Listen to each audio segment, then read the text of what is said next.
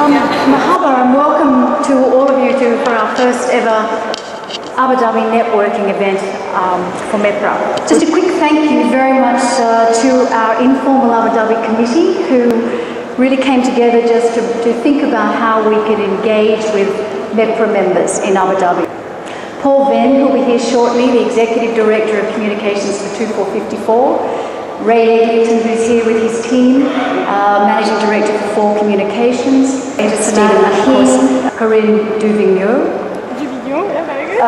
General Manager. We try and do at CNN how the operation works, and then perhaps talk a little bit about exactly what it is that we look for when we're trying to put together stories and when people are coming to us pitching things to us. So it sort of cuts to the heart of really what CNN is about, is that it's a news network focusing on breaking news.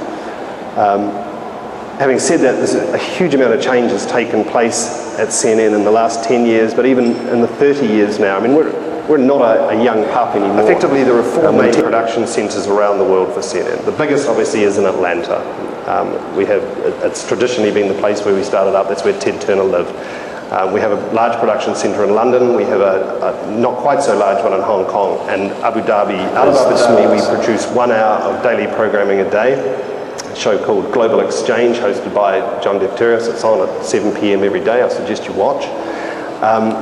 And we also produce out of here a weekly 15-minute show called Marketplace Middle East, a segment called Along the Silk Road.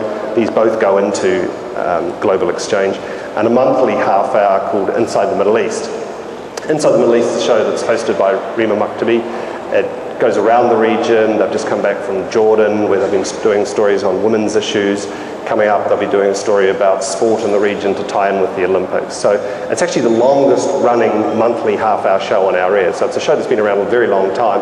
And to be honest, we're always looking for content to put in that show. And so a good opportunity for you to take a look, see what that show's all on Twitter these days. I don't think I think most people are aware of that. What we have to do is make it that a breaking news network, like we always have been, is able to compete with people on Twitter and marry out stories and make them just as engaging as they've been in the past. And these days, I think the public relations industry is a lot more sophisticated. It's a lot better than it was as far as tailoring things to what we actually require. The first thing that everybody at university agreed upon is you need to watch the network.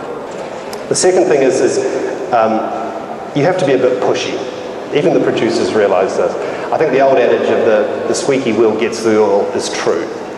We always need a story. The other thing they mentioned was it would never hurt to ring a producer and say, this is me, these are some of the clients I am, let me take you for a coffee and explain the sort of people that we've got and how they might fit in with what you're trying to do with your show. Public relations people as well, I think, you need to, sometimes I think it would help if you say, look, you've got the story on your air, this person has got an opposing view about this is their view and this is why they want to say that, that's why we think they deserve some time on your channel. There's so many opportunities when you've got a 24-hour news channel because there's so much time that needs to be filled. News is what the news editor says it is. Well, I'm the news editor here now. Always try and, when you think of the stories that you're pitching, think of what is the story and where is the character that's going to bring that story to life on people. Yes, well, I think that was really something I think just